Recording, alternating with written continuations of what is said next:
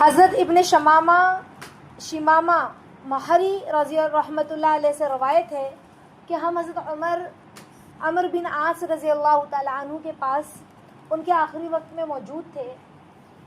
وہ زار و قطار رو رہے تھے. آخری وقت ہے اور زار و قطار رو رہے ہیں, دیوار کی طرف اپنا رخ کیے ہوئے ہیں. اور ان کے بیٹے جو ہیں, ان کے صاحبزادے, ان کو تسلی دینے کے لیے کہنے لگے کہ ابا جان, کیا نبی پاک صلی اللہ علیہ وسلم نے آپ کو فلاں بشارت, فلاں خوشخبری نہیں دی؟ کیا رسول اللہ صلی اللہ علیہ وسلم نے آپ کو فلاں بشارت نہیں دی تھی؟ یعنی آپ کو تو نبی پاک صلی اللہ علیہ وسلم نے بڑی بڑی خوشخبریاں دی ہیں, بشارتیں دی ہیں.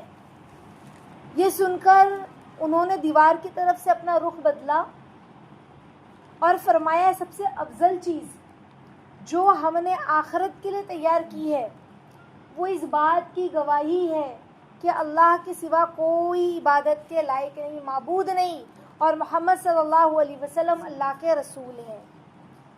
پھر انہوں نے کہا کہ میری زندگی کے 3 دور گزرے. انہوں نے اپنے بیٹے کو کہا کہ میری زندگی کے 3 دور گزرے, میں نے اپنی زندگی کے 3 دور دیکھے.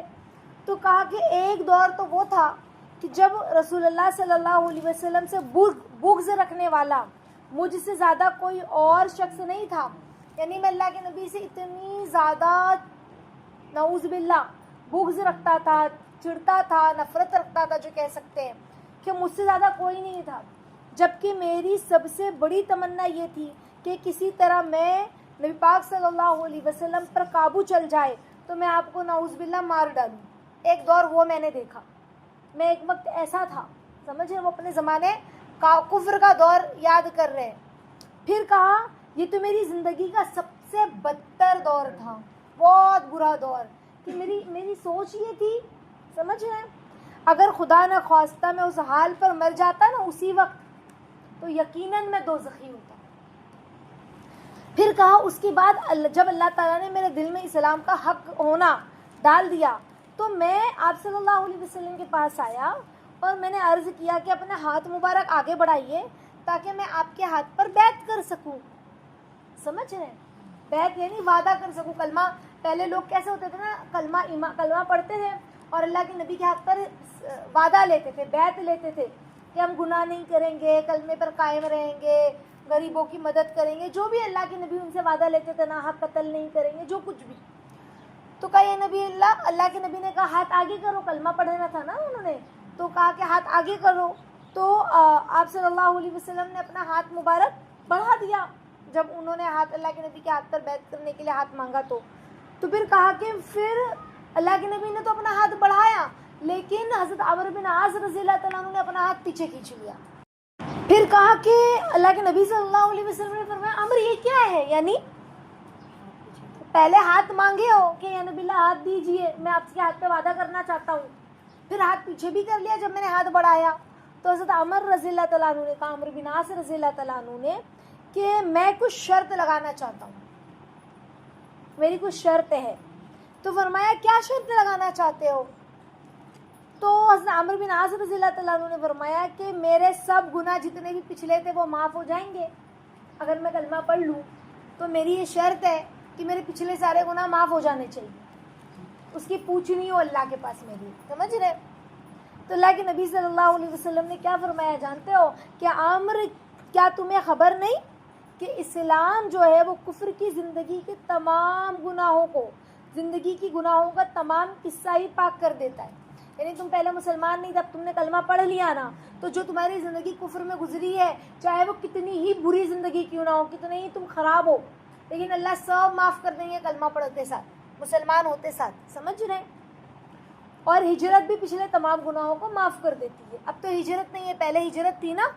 یعنی پہلے جب مکہ والے مسلمانوں کو ستاتے تھے تو اللہ کی طرف سے یہ آرڈر آیا تھا کہ تم ہجرت کر کے مدینہ چلے جاؤ. تو جن لوگوں نے اپنا گھر بار اللہ کے لیے چھوڑ کر نکل گئے, اپنی زمین جائیداد چھوڑ کر نکل گئے اللہ کے لیے, سمجھ رہے, بہت بڑی بات ہے. بولنا میرے لیے آسان ہے, سننا آپ کے لیے آسان ہے. اپنا سب کچھ چھوڑ کر چلے جانا, اس کے پیچھے کسی کو نگران نہ رکھنا آسان ہے. سب ختم ہو جائے تو, ہے نا, سمجھ رہے, سب کچھ چھوڑ کر بھاگے چپکے چپکے مدینے. تو جو لوگ ہجرت کر کے مدینہ گئے اپنا ایمان بچا کر، اللہ نے ان کے سارے گناہ جو انہوں نے مکہ میں کیے تھے سب معاف کر دیے. سمجھ رہے؟ وہی اللہ کے نبی کہہ رہے ہجرت پچھلے گناہوں کو معاف کر دیتا ہے. اسی طرح جو ہے کلمہ پڑھنے کے بعد پچھلی جو زندگی ہے کفر کی، اللہ ساری زندگی کو معاف کر دیں گے. سمجھ رہے؟ تو کہا کہ حج بھی پچھلے تمام گناہوں کو، اسی طرح حدیث میں آتا ہے اللہ کے نبی فرما رہے ہیں معاف کر دیتے ہیں نا. تو یہ پھر عمرو بن عاص رضی اللہ تعالیٰ عنہ اپنے بیٹے کو کہہ رہے ہیں یہ میرا دوسرا دور تھا.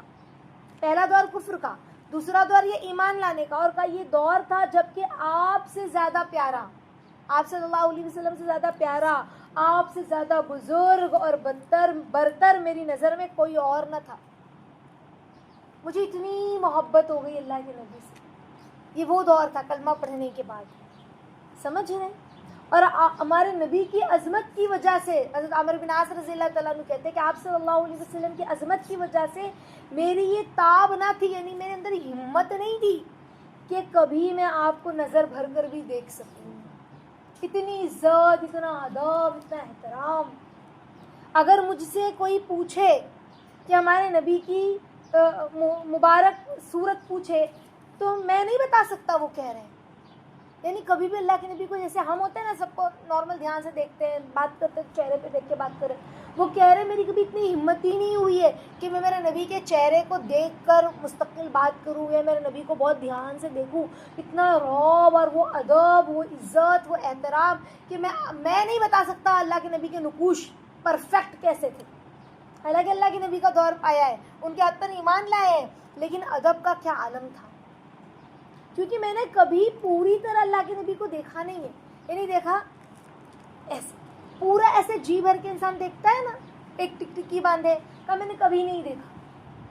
کاش اگر میں اس حال پر مر جاتا اس وقت جب میں نے کلمہ پڑھا تھا تو امید ہے کہ میں جنتی ہوتا. اللہ کی ذات سے امید ہے کہ بہت اچھا دور تھا کہ میں نے کلمہ پڑھ لیا تھا. سمجھ رہے؟ پھر ہم کچھ چیزوں کے متولی اور ذمہ دار بنے، پھر دور بدلا، آگے بڑھتے گئے اور فتوحات آتی گئی. ہمیں کسی شہر کا، کسی علاقے کا ذمہ دار بنایا گیا، متولی بنایا گیا، سپہ سالار بنایا گیا. تو میں نہیں کہہ سکتا کہ ہمارا حال ان میں کیا رہا. میں اپنی گارنٹی اس میں نہیں لے سکتا. اللہ ہی جانتا ہمارا کیا حال رہا. یہ میری زندگی کا تیسرا دور تھا.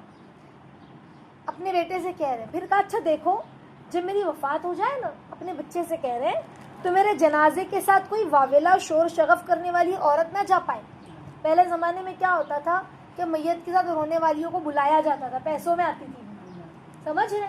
یا پھر ایسا ہوتا تھا کہ ہم تمہارے یہاں گھر پہ آئے نا رونے کے لیے، اب تم بھی ہمارے گھر رونے کے لیے آنا. ایسے ان کے یہاں رواج ہوتا تھا پہلے، جو گاؤں دیہات کے لوگ ہوتے تھے. سمجھ رہے؟ آج سے کئی سال پہلے، 70-80 سال پہلے بھی یہ رواج تھا. ہمارے گاؤں کی طرف بھی جو تھے نا ایسے رواج ہوتے تھے. میں نے سنا ہے اپنے بڑوں سے کہ باقاعدہ رونے والیاں آتی تھی، نوحہ کرتی تھی. سمجھ رہے؟ حتیٰ کہ اگر کوئی جانور بھی مر جائے اس پر بھی وہ نوحہ کرتی تھی.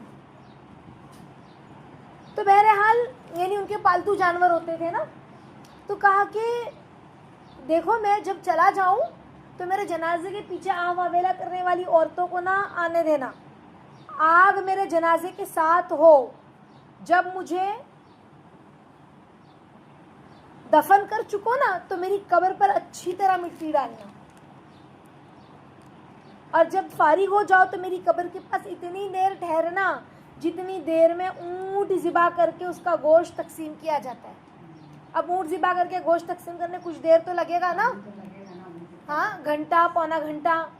تو کہا کہ اتنی دیر ٹھہرنا جتنی دیر میں اونٹ ذبح کر کے اس کا گوشت بانٹا جائے، اتنی دیر میری قبر کے پاس رکے رہنا دفن کرنے کے بعد، تاکہ تمہاری وجہ سے میرا دل لگا رہے اور مجھے معلوم ہو جائے کہ میں اپنے رب کے بھیجے ہوئے فرشتوں کے سوالات کے جوابات کیا دیتا ہوں. سمجھ رہے؟ دیکھو میں آپ لوگوں کو بتاتی ہوں. تو دیکھیں صحابہ، میں نے حدیث پڑھی آپ نے سنی ہے نا، لیکن اب صحابہ کی زندگی دیکھیں. انہوں نے ایک بار کلمہ لا الہ الا اللہ محمد رسول اللہ پڑھا اور پوری زندگی ثبوت دیتے چلے گئے. یہ کلمہ ہے کیا؟ رٹنے کا نام نہیں، جیسے میں اور آپ پڑھ رہے ہیں. ہمیں کیا لگا، ہم نے کلمہ پڑھ دیا. دیکھو کلمہ تو جو ہے نا منافق نے بھی پڑھا تھا. وہ کیا نام تھا اس کا, ابئی کر کے کچھ نام تھا, میرے ذہن سے تو کوئی نام نکل گیا. اس نے بھی کلمہ پڑھا لیکن تھا منافق. نماز میں سب سے آگے جماعت میں کھڑا ہوتا تھا. جماعت میں اللہ کے نبی کے جب نماز پڑھاتے ہیں نا مسجد نبوی میں, کہاں مسجد نبوی میں, ہمارے نبی کے پیچھے سب سے پہلی صف میں کھڑا ہوتا تھا. لیکن تھا منافق, تھا منافق. جب اس کا انتقال ہو گیا نا تو ان کے بیٹے مسلمان ہو گئے تھے, تو اللہ کے نبی کے پاس ہے, یا نبی اللہ میرے والد کا انتقال ہو رہا ہے, چلیے نا. اللہ کے, وہ منافق تھا نا, کیسے جاتے اللہ کے نبی؟ تو اللہ کے نبی نے اپنا کرتا دے دیا کہ یہ کرتا, اس کو کرتا پہنا کے دفنا دینا. کہ نبی اللہ نماز جنازہ پڑھا دیجئے, انتقال ہو گیا. اللہ کے نبی نے نماز جنازہ بھی پڑھائی ان کا دل رکھنے کے لیے. حالانکہ منافق تھا, مسلمان نہیں تھا. منافق اس وقت کے کون ہوتے تھے؟ جو کہتے تھے ہم مسلمان ہیں اور پیٹھ پیچھے اپنی ہے نا, تو کہا کہ پیٹھ پیچھے کہتے تھے کہ ہم تو مذاق کر رہے تھے. سمجھ رہے؟ تو پھر انہوں نے, سب لوگوں نے دیکھا اللہ کے نبی نماز جنازہ پڑھا رہے ہیں. پھر اللہ نے قرآن میں آیت نازل کی جس کا ترجمہ اور مفہوم کچھ اس طرح سے ہے کہ اے نبی جی اگر آپ بھی استغفار کریں گے تب بھی ہم ایسے لوگوں کی استغفار کو, آپ کے حق, آپ کی بھی استغفار ایسے لوگوں کے حق میں قبول نہیں کریں گے. بھلے آپ نے نماز جنازہ پڑھایا, آپ ایسے لوگوں کی نماز جنازہ نہ پڑھایا کریں. سمجھ رہے؟ تو بتانے کا مقصد یہ ہے کہ ہم نے بھی کلمہ پڑھا, صحابہ نے بھی کلمہ پڑھا تھا, ہم نے بھی کلمہ پڑھا, منافق نے بھی کلمہ پڑھا تھا, بلکہ ہم سے اچھا کیا انہوں نے, جماعت میں سب سے آگے کھڑے ہوتے تھے.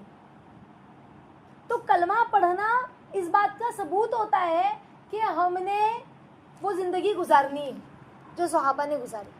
لا الہ الا اللہ محمد رسول اللہ صلی اللہ علیہ وسلم اس بات کی گواہی ہے کہ ہم ایک اللہ کو مانتے ہیں. سمجھ رہے ہیں؟ صرف زبانی نہیں, ہمارے حرکات میں, ہمارے سکنات میں, ہماری زندگی کی 24 گھنٹے میں لا الہ الا اللہ ہے. سمجھ رہے ہیں؟ ہماری زندگی کی 24 گھنٹے میں لا الہ الا اللہ ہے. ہاں, تو کلمہ تو پڑھا اور زندگی میں ثبوت دیا.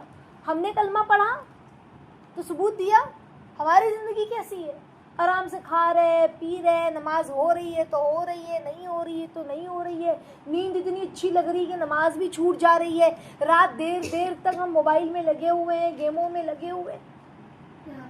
سمجھ, تو ثبوت کہاں ہے؟ کلمے کا مطلب ہی یہ ہوتا ہے کہ تمہاری زندگی پوری چینج ہو جائے, جیسے صحابہ کی ہوئی. ایک بار کلمہ پڑھا, زندگی بدل گئی. پھر اللہ نے کہہ دیا پردہ کرو, تو ایسا پردہ کرنے لگی عورتیں کہ عائشہ کہتی ہے, روایتوں میں آتا ہے جس کا مفہوم ہے کہ ایسے لگ رہے کالے کوے آ گئے ہیں, ایسی چادریں اوڑھ اوڑھ کر پورے اپنے آپ کو ڈھک کر نکلی باہر. ہاں, اور جب اللہ کے نبی نے کہا راستوں کے کناروں سے چلو, تو عورتیں ایسی سمٹ کر راستوں کے کنارے سے چلنے لگی کہ ان کے کپڑے جو ان کو نا رگڑ پڑ جاتی تھی, اتنا چپک کے دیواروں سے چلنے لگی, اتنا سمیٹ کر اپنے آپ کو چلنے لگی عورتیں اتنے پردوں کے ساتھ. کہا شراب حرام ہے, شراب چھوڑ دیا, بالکل چھوڑ دیا. یہ نہیں کہا کہ اتنی ہے ختم کر لوں, بڑی محنت کی, کئی سالوں سے رکھی تھی, جتنی پرانی شراب اتنی قیمتی تھی نا ان کی. تو یہ نہیں کہا کہ تم نے سالوں سے شراب رکھی ہے, بہت محنت کی شراب ہے, اس کو جلدی سے پی کے ختم کر دیتا ہوں, بانٹ کے اپنے رشتے داروں کو دے دوں, خود بھی پی لوں, جو ایمان نہیں لائے کافر ان کو دے دوں. یہ کیا؟ ایک بار کلمہ پڑھا, ایسا ثبوت دیا, شراب پوری بہا دی, مٹکے بھی توڑ دی. یہ تھا کلمہ. سمجھ رہے ہیں؟ یہ کلمہ تھا, زندگی بدل گئی, اللہ اس کے رسول کے نام لگ گئی. پھر جان بھی, مال بھی, اولاد بھی, جذبات بھی, تمنائیں بھی, خواہشات بھی, سب لگانا آسان ہو گیا. ایک بار کلمہ پڑھا. ہم نے تو بچپن سے پڑھا کلمہ, کلمے والی ماں کے پیٹ سے جنے ہیں. ہماری زندگی ہے, ثبوت ہے, محمد رسول اللہ کا آئینہ ہے زندگی. تو اصل یہی ہے کہ کلمہ زبان پہ نہیں دل پہ ہوگا, یہی تو ایمان ہے. ایمان کیا ہے؟ صرف کلمے کا زبان پر ہونا. زبان پہ تو منافقوں کی بھی تھا, جو اللہ کے نبی کے زمانے میں تھے, پہلی صف میں نماز پڑھتے تھے جماعت کے ساتھ. سمجھ رہے؟ ان کی بھی زبان پہ تھا. تو پھر ہم میں ان میں کیا فرق ہے؟ تو ہمیں کلمہ پڑھنا ہے، لیکن صرف پڑھنا نہیں ہے بلکہ ثبوت دینا ہے انشاءاللہ. ٹھیک ہے؟ تو ہم اللہ سے اسی لیے کلمے میں ایسی کیا راز ہے کہ صحابہ نے ایک بار پڑھا اور جان دینے کے لیے تیار ہو گئے. ایسا کیا ہے اس کلمے میں کہ اپنا سب کچھ نچھاور کرنے تیار ہو گئے؟ انہوں نے محبت کر لی تھی اللہ اس کے رسول سے. ہمیں وہ نہیں آئی. ہم نے رٹا لیکن محبت کرنی نہیں آئی. سمجھ رہے؟ تو کلمہ پڑھنے کے بعد انہوں نے محبت کر لی تھی اللہ اس کے رسول سے، اور ثبوت پوری زندگی دیتے رہے. پوری زندگی اپنا جان، مال، اولاد، جذبات، تمنائیں، خواہشات سب لگا دی.